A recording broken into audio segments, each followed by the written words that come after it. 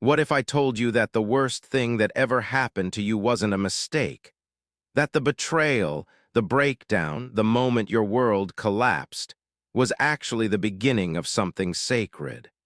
You see, we spend our lives trying to make sense of the pain, but what if pain wasn't something to fix, but something to feel, to follow, to learn from? This is the story of Eleanor, a woman who had it all together, until the universe ripped everything apart. And Marcus, a man whose heart broke not once but over and over until he finally understood. Life wasn't punishing him. It was preparing him. If you've ever asked, why me? Stay with me. This isn't just a story, it's a journey. And by the end, you may never see your own suffering the same way again. If this message speaks to you already, hit the subscribe button, give this video a like, and join us as we uncover the powerful truth behind life's most painful moments. This channel is for seekers, those who want to grow, heal, and turn pain into peace.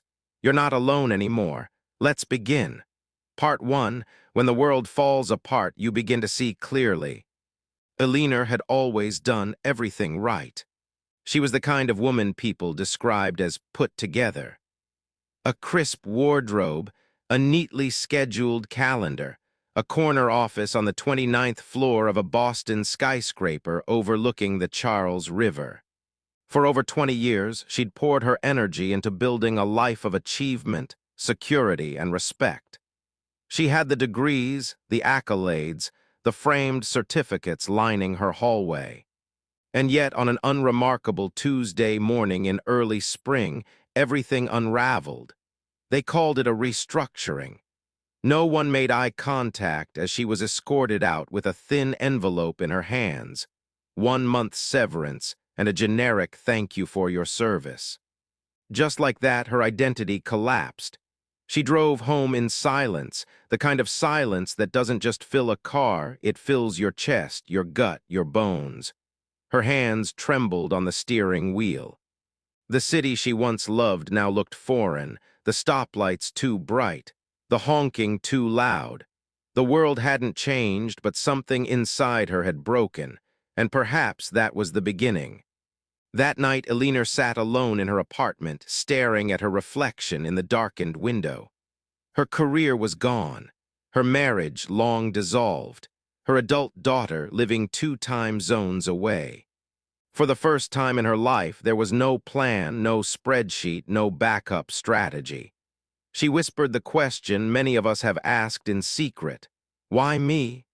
But the truth, the one that would take her months to understand, was that this question was never meant to be answered. It was meant to be outgrown. Meanwhile, across the country in San Francisco, a man named Marcus was cradling his 6-year-old son's backpack on the steps outside a family courtroom.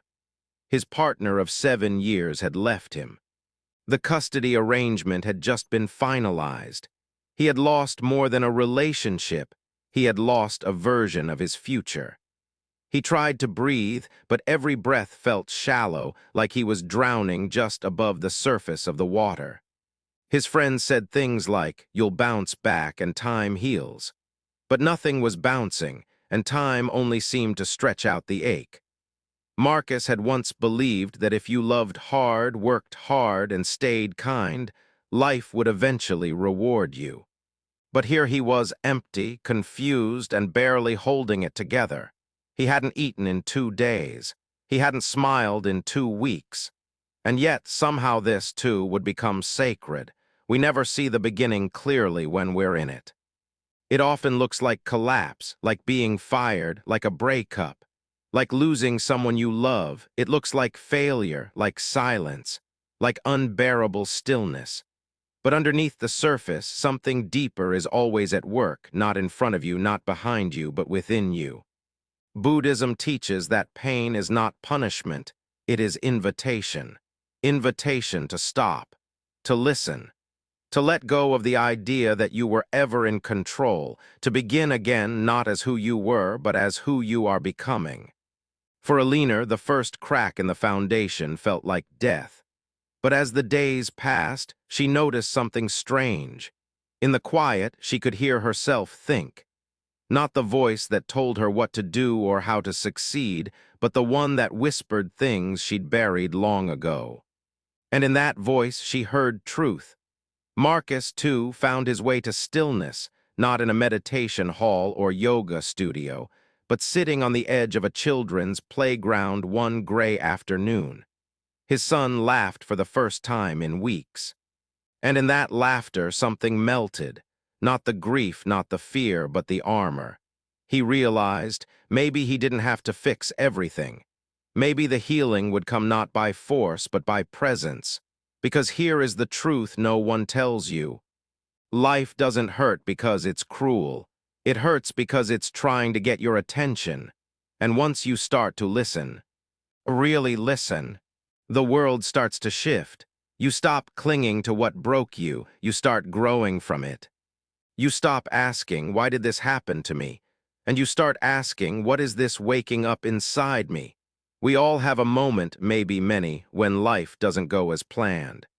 But what if those moments weren't detours? What if they were redirections? What if every crack in the surface was letting in light? Eleanor didn't know it yet, but she was about to begin the most unexpected, beautiful chapter of her life.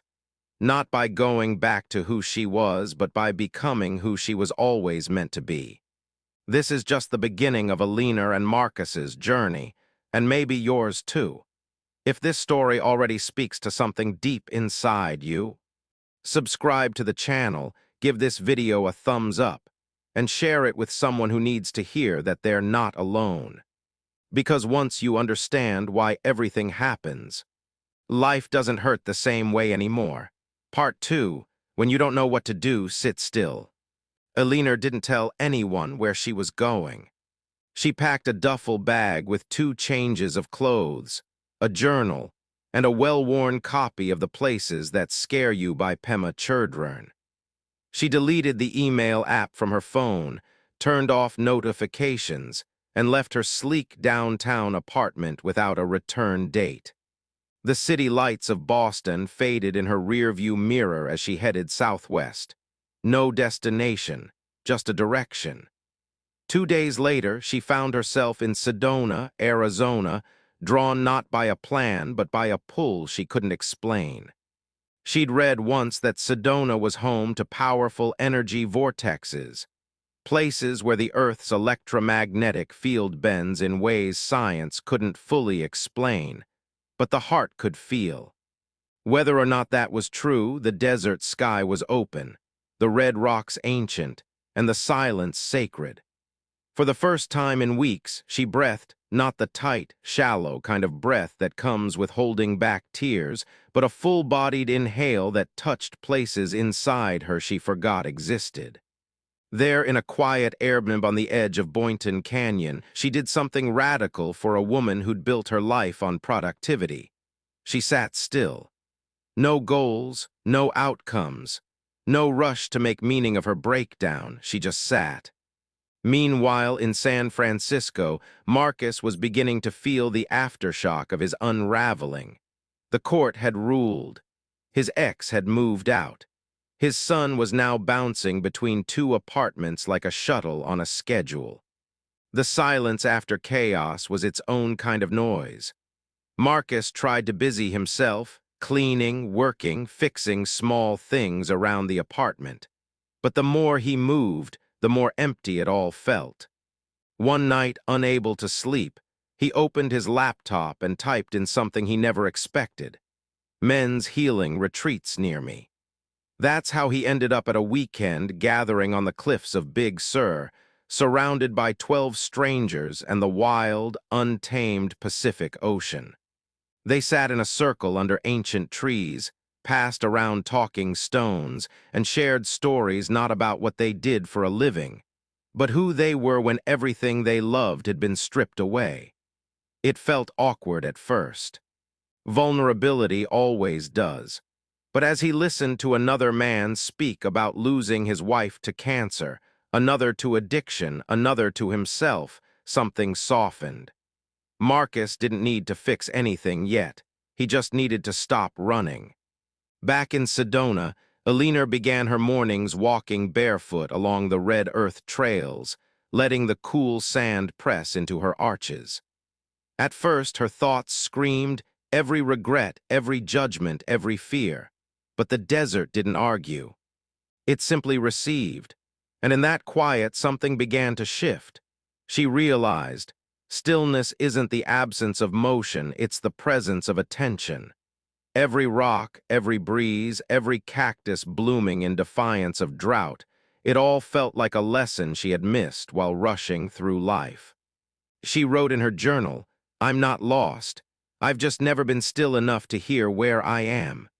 Marcus, after his first group circle, walked alone to the edge of the cliffs. He looked out at the ocean, waves crashing against rock like they had for thousands of years before him. He thought about how the ocean didn't panic when tides changed. It didn't resist the storm. It flowed with it. He sat cross-legged and closed his eyes. He let the discomfort rise, the pain, the loneliness, the anger, and instead of numbing it, he named it. That was the beginning of something new. Buddhism teaches, do not dwell in the past. Do not dream of the future. Concentrate the mind on the present moment. At first, that teaching can feel too simple for complex lives, but in truth, it's the complexity that makes simplicity sacred. When we stop trying to figure everything out, when we stop demanding answers from the universe, we start hearing what it's actually trying to say. Eleanor didn't find clarity in Sedona, not yet, but she found presence. And presence was the seed of everything she would later become. She sat for hours on a stone overlooking Cathedral Rock, watching the shadows move across the canyon walls. Not thinking, not fixing, just watching, just being. It was in that stillness she began to understand. You don't need to know the entire path. You only need the courage to take the next step. Marcus, too, didn't walk away from Big Sur with all the answers. But he left with something deeper than answers. He left with a question that mattered. Can I stay open, even when life doesn't explain itself? And that quiet courage to remain open became the turning point. Stillness is not weakness. It's strength that doesn't announce itself. It's the strength to sit with discomfort without needing to escape it. It's the strength to listen, to feel, to allow. When we sit still long enough, the noise settles. And what rises in the silence is not panic, but wisdom. Marcus returned home with dirt on his boots and something new in his eyes. Eleanor returned to herself, just a little bit softer, a little bit stronger. Neither of them knew what came next, but for the first time in a long time, that was okay. Because stillness had taught them the first truth of healing. You don't heal by moving faster. You heal by standing still long enough to let life catch up to you. Part 3, don't ask why me, ask what now. There comes a moment in every storm when the wind dies down, not because the chaos is over, but because you no longer have the strength to keep screaming. That was the moment Eleanor found herself in. She was back in Boston now, back in her apartment that no longer felt like hers. The view was the same, the furniture untouched, but she was different. Something inside her had changed in the stillness of the desert. But the change was subtle, like the earth beneath her feet had shifted by just a few degrees, enough to make everything feel unfamiliar. The hardest part wasn't the job loss anymore. It was the identity loss. Who was she now that no one needed her at meetings or expected her to lead? She wandered into her kitchen one evening and stood in front of the fridge, staring at nothing, wondering how life could move forward when she felt so suspended. That old voice came back, the one that whispered, "You failed." But instead of feeding it this time, she asked a different question. "What now?" And just like that, the energy shifted.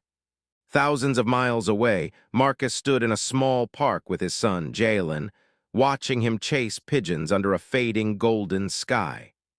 For weeks, Marcus had been navigating life like a cracked compass, unsure, directionless, exhausted. But that day, something inside him softened when he saw his son's laughter ring out into the open air. Jalen didn't care that Marcus was heartbroken. He just wanted his dad to watch him run. That moment broke something open in Marcus, not from pain, but from realization. His son didn't need the perfect father. He just needed a present one. Later that night, after Jalen fell asleep, Marcus opened a blank notebook. Not a Google Doc, not a to-do list. A real notebook, like the ones he used to scribble lyrics in during college. And he wrote not for productivity, not for anyone else, just to hear himself think. He didn't write, "Why me?" He wrote, "What does this moment want from me? What part of me is being called forward? Who am I becoming through this pain?" It was the first time in months his tears felt warm, not cold. Eleanor, too, began listening for what life was asking of her, not with her ears, but with her heart. She started slow.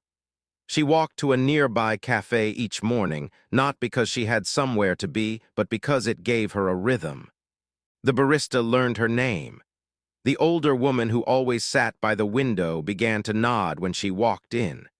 She started to notice small things: the smell of bread baking, the hum of conversation, the way the sunlight curved into the tile floor. She wasn't chasing purpose anymore. She was making space for it. One afternoon, she noticed a flyer on the bulletin board by the cafe door: "Community Writing Circle, come as you are. No experience needed. Just bring your truth." And for reasons she couldn't quite explain, Eleanor tore off the tab and walked away with it in her pocket. There's a subtle but radical shift that happens when we stop asking, "Why me?" That question keeps us tethered to our suffering. It implies we've been wronged, singled out, victimized by life. And maybe we have. Life is not always fair, but fairness isn't the gateway to growth. The question, "What now?" does something different. It opens a door. It tells your nervous system, your heart, your soul, there is still something ahead. I'm not done yet. Marcus began volunteering on Thursday evenings at a youth center downtown.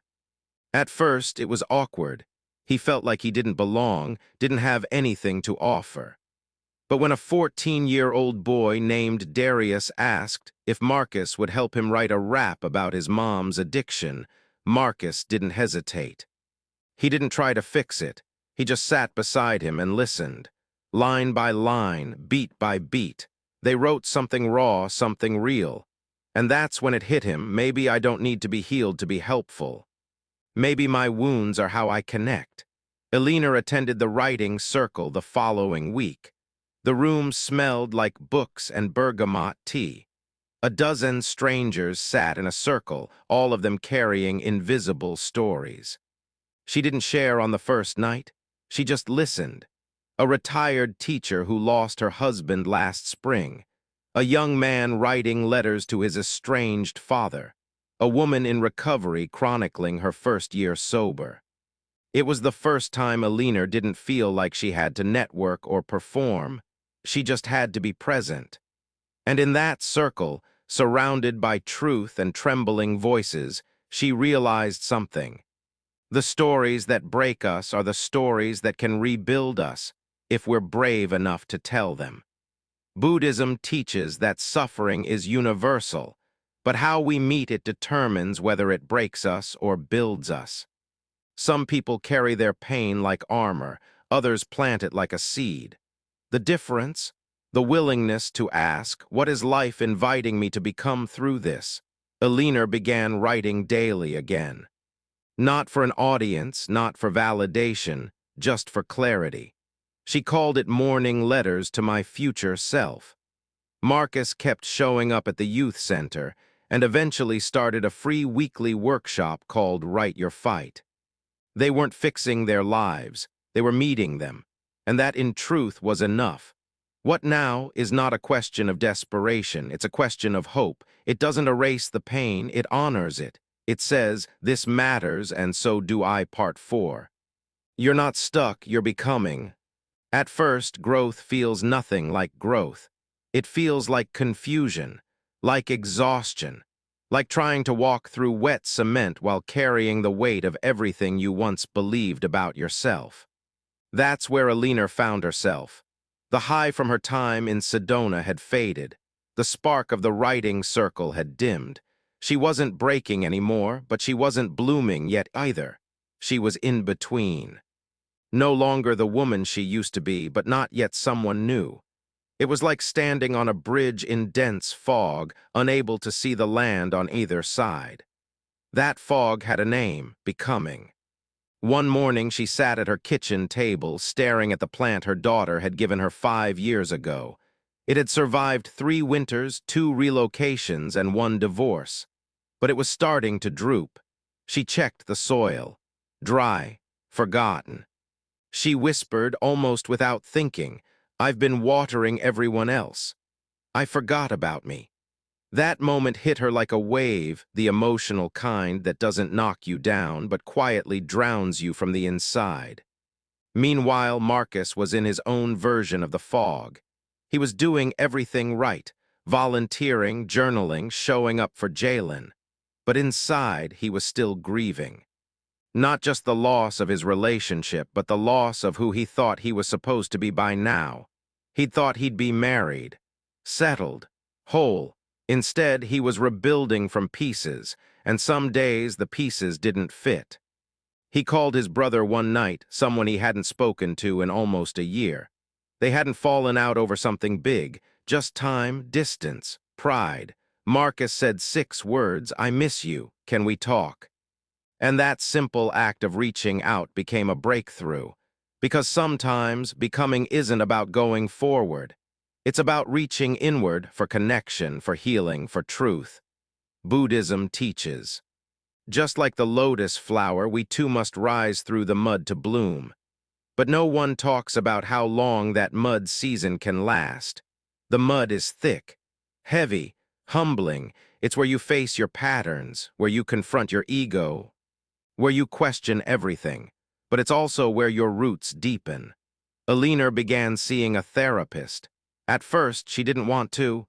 She'd always prided herself on being strong, independent, self-sufficient. But something about being seen, truly seen, in a space without judgment became healing in itself. One afternoon, her therapist said, "Maybe you're not breaking down, maybe you're shedding." That sentence clung to her ribs. She went home and stood in front of the mirror, looked at the lines around her eyes, the scar from a childhood bike crash, the stretch marks she used to hate, all of it stories, evidence, life lived. She whispered, "I'm not stuck, I'm molting." And that image of a snake shedding, of a tree letting go of leaves, of a soul growing too large for its old skin, changed everything. Marcus joined a meditation group that met on Sundays in Golden Gate Park. The first time he sat in silence with strangers, his mind screamed. Thoughts crashed like waves, loud and merciless. He wanted to run. But he stayed, and on the 3rd Sunday, something broke open, not outside, inside. He realized he'd been afraid to slow down because slowing down meant feeling, and feeling meant surrendering control. But when he let go, when he simply breathed, the peace didn't come from understanding. It came from allowing. Growth is rarely glamorous. It's not all mountaintop moments and perfect mantras. It's sobbing on the bathroom floor. It's canceling plans because your heart is heavy. It's saying no to old versions of yourself. It's saying yes to things that scare you, like silence, like softness, like starting over. Eleanor started saying no more often. To things that drained her, to people who didn't see her, to stories she had long outgrown. She also started saying yes, but only to things that felt like truth. She said yes to a weekend retreat in Maine, where she met a woman named Rosa, a sculptor who lost her vision but still created art by touch. Rosa told her, "I don't need to see the clay, I just need to feel it." And that sentence stayed with Eleanor long after the retreat ended. Because isn't that what becoming is? Feeling your way forward in the dark and trusting it will shape into something beautiful. Marcus took Jalen camping in Yosemite. Just the two of them. No phones, no distractions, just sky and stars and stories by firelight. That night Jalen asked, "Dad, are you happy now?" Marcus paused, and then slowly he said, "I'm not where I used to be, and I'm not where I want to be, but I'm growing. And that makes me proud." Growth doesn't always feel like progress. Sometimes it feels like standing still. Sometimes it feels like unraveling, but it is still growth. It's your spirit outgrowing its old container. It's your truth stretching beyond your past. It's your light trying to find space in a body still learning how to hold it. You're not stuck. You're becoming, and becoming is messy. But it's also sacred. Don't rush the mud. Don't curse the dark. They're not your enemies. They are your environment for transformation. Eleanor never thought making coffee would become the most healing part of her day. She'd spent decades in corporate boardrooms, commanding rooms with her voice, signing off multi-million-dollar decisions before lunchtime. And yet here she was, apron on, hands wrapped around a steaming French press at a quiet cafe in Asheville, North Carolina, smiling as a regular thanked her for remembering his name. She hadn't meant to end up here. After the retreat in Maine, she was supposed to return to Boston. But something about Asheville's slow rhythm called to her, the bookstores with creaky wooden floors, the strangers who made eye contact, the mountain air that didn't seem to rush. She picked up a part-time job at the cafe just to pay the bills, but over time it became something else. It became her ritual. Every morning she opened the cafe before sunrise. She cleaned the counters, lit a small candle near the window, and whispered a quiet intention. "Let me serve with love today." Not because she believed she was some saint, but because she had finally begun to understand what Buddhism teaches. Meaning isn't found, it's made, moment by moment, choice by choice. Meanwhile, in San Francisco, Marcus had created his own kind of ritual. Every Tuesday and Thursday, he arrived at the youth center an hour early. He'd light a single stick of sandalwood incense, open a blank notebook, and wait for the kids to arrive. He wasn't a therapist. He wasn't a teacher. He was just present. And to those kids, that meant everything. One afternoon, a teenage girl named Nina pulled him aside after group. She didn't say much, just looked at him with tears in her eyes and whispered, "You're the first adult who doesn't try to fix me." Marcus didn't know what to say. So he just nodded and hugged her when she allowed it. And in that quiet exchange, he realized, you don't need to be impressive to be impactful. You just need to be there. We're taught to chase purpose, as if it's a job title, a trophy, a calling that arrives like lightning. But real purpose is gentler than that. It's how you greet the barista. It's how you listen to someone's silence. It's how you choose to slow down even when the world tells you to speed up. Eleanor began writing poems again, not for publication, not for approval, just because the words needed somewhere to land. She slipped one into a stranger's coat pocket at the cafe one day. She left another taped to a tree in the park. Her favorite read, "This moment is not a mistake, it is a seed." No one ever said anything about the notes. But she kept writing them, because meaning doesn't need applause to be meaningful. Marcus taught the kids to create sound journals. Instead of just writing, they recorded voice memos, rants, rhymes, reflections, and played them back later to hear their own growth. One boy, Jordan, said, "When I hear myself from 2 months ago, I sound so mad. But now I just sound like I'm waking up." Marcus smiled. That's exactly what this was. Not healing in a straight line, but a slow, sacred awakening. Your work is to discover your world and then with all your heart give yourself to it. But the world doesn't have to be big. It can be a 4-table cafe, a youth center basement, a sidewalk where you remember to look up. Eleanor once chased global strategy deals. Now she rearranged pastries with love. Marcus once tried to be the perfect partner.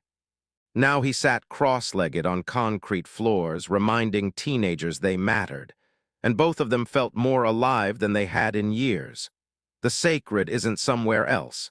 It's here, in the way you stir your tea, in the way you say hello, in the way you meet each moment with your whole self.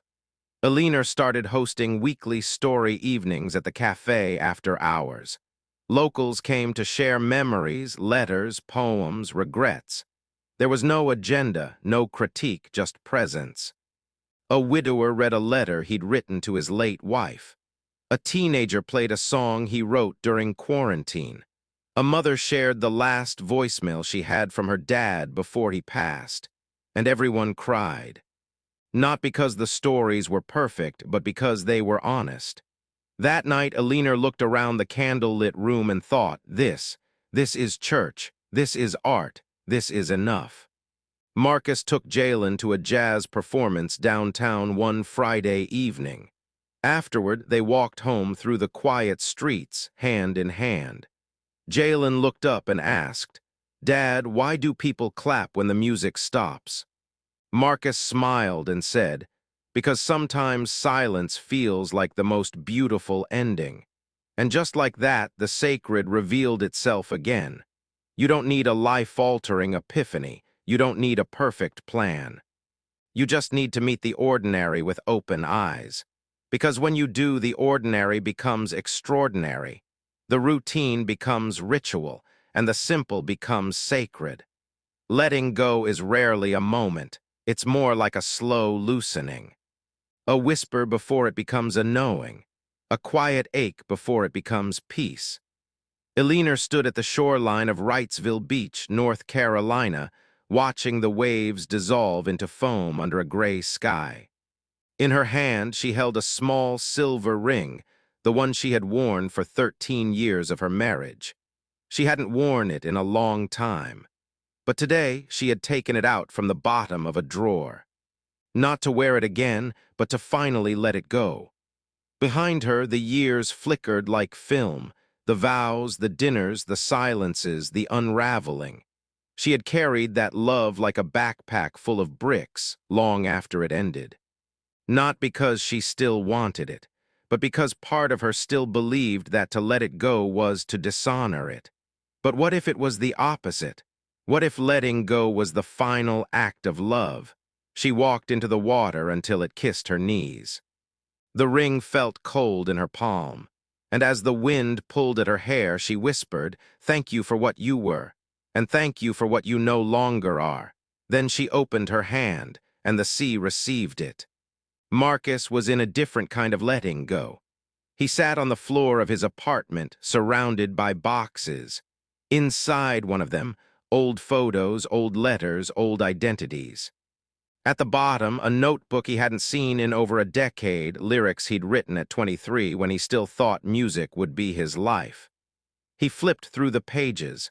Some verses were messy, some brilliant, all of them raw.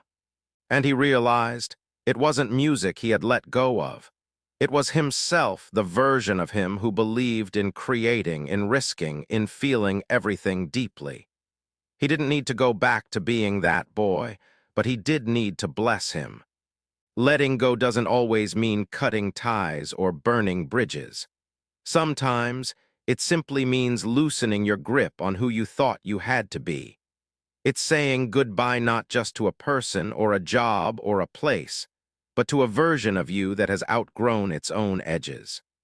Let go or be dragged. We hold on to what hurts because it's familiar. We cling to old stories because they make sense of our pain. But eventually, that pain becomes too loud to ignore. And we realize the wound isn't the problem. The clinging is. Eleanor started noticing other things she needed to release. The pressure to be seen as successful, the guilt over not calling her daughter enough, the story that she had to earn rest. One by one, she wrote them down and lit them on fire in a small, safe dish on her balcony. As the paper curled and blackened, she felt it, not freedom, not yet, but space. And sometimes space is the beginning of everything. Marcus began setting boundaries gently but clearly. He stopped over-explaining his emotions. He said no to things that cost him his peace. He ended a friendship that no longer respected his growth, not with anger, with clarity. He told his therapist, "I thought I had to hold onto everything to prove I wasn't giving up. But now I see letting go isn't quitting, it's choosing. Letting go is not weakness, it's strength in its softest form. It's admitting that some doors are meant to stay closed, that some chapters end without resolution, that some people were teachers, not lifers." Eleanor stood in her living room one night and said out loud, "I don't need to get back to who I was. I just need to let who I'm becoming have more room to grow." And that was the turning point. Because here's the thing no one tells you. You cannot become who you're meant to be while holding on to who you used to be. The two can't live in the same body. One must bless the other goodbye. Marcus took Jalen to a river trail one afternoon. They found a smooth stone, and on it he wrote in Sharpie, "Things I'm letting go of." They didn't talk much, just sat quietly watching the current carry it away. Jalen whispered, "Dad, can we do that every time we feel heavy?" And Marcus smiled, because he knew his son had already learned what took him 35 years to understand. Letting go is not about losing, it's about making space. Space for joy, for truth, for breath. Space for the version of you who's been waiting, patiently, to arrive. You don't have to understand how fire works to feel its warmth. You don't need to explain the sun to bask in its light. And you don't need to have all the answers to begin offering something beautiful to the world. Eleanor was starting to understand that now, not just with her mind, but with her life. After months of showing up each morning at the cafe in Asheville, something unexpected happened. A regular named Vivian, a retired school counselor in her 70s, stopped Eleanor by the coffee bar and said, "You have a way of making people feel seen, even when you don't say much. It's like you light up the room without trying." Eleanor blinked. She wasn't used to being described like that. She used to light up rooms with results, with sharp answers, with productivity. But now it was different. She was showing up with presence, not performance. And somehow that was even more powerful. Meanwhile, Marcus stood at the back of the youth center after a long writing session with his group. One of the teens, a boy who rarely spoke more than a few words, had just performed a spoken word piece that left the whole room silent. It was raw, honest, and full of rage, but it wasn't destructive. It was directed. It was fire, but it illuminated, not burned. Afterward, the boy asked Marcus, "Do you think I'm still too angry?" Marcus smiled, placed a hand over his heart, and said, "I think your fire is finally facing the right direction. We all carry fire. Some of us bury it. Some let it rage uncontrollably. Some learn to let it burn steady like a candle that lights others without losing itself.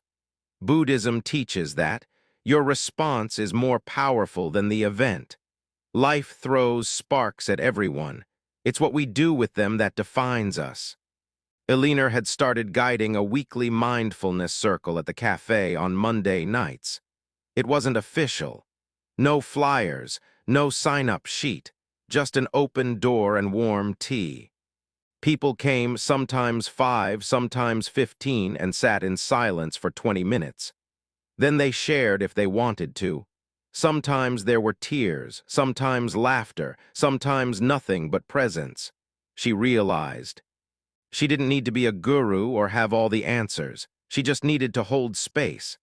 That was her fire, not loud, but steady. Marcus's fire had softened too. He used to react quickly, a raised voice, a closed door, a withdrawn silence. But now he had learned to pause. When his ex called to change a pickup time and his chest tightened, he didn't snap. He closed his eyes, took one full breath, and asked, "Am I reacting from pain or responding from clarity?" That question had saved him from hundreds of regrets. The truth is, we're not taught how to pause. We're taught to solve, to fix, to fight, or flee.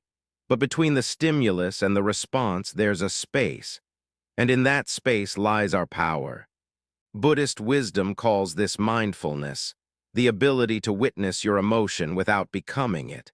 It's not about controlling the fire. It's about learning how to carry it.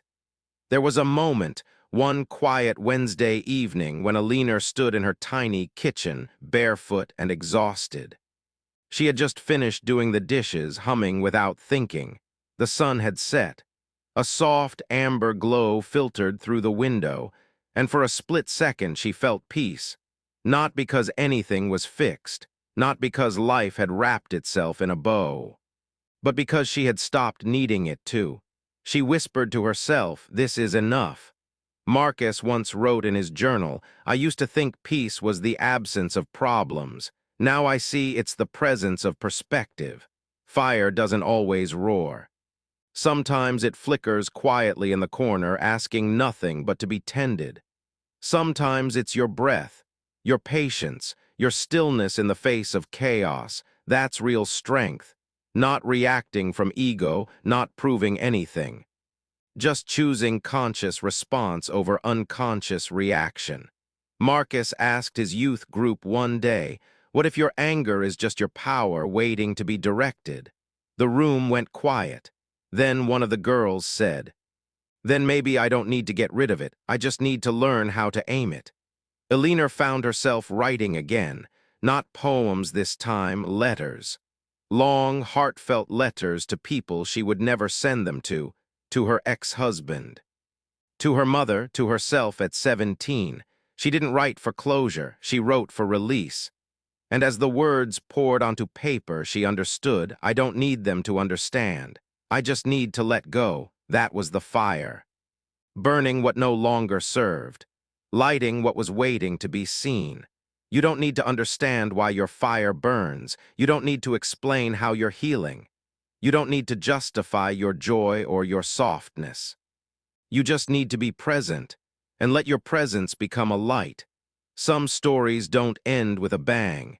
They don't wrap up in perfect symmetry or arrive at a place called happily ever after. Some stories end the way they lived, quietly, truthfully, still in motion.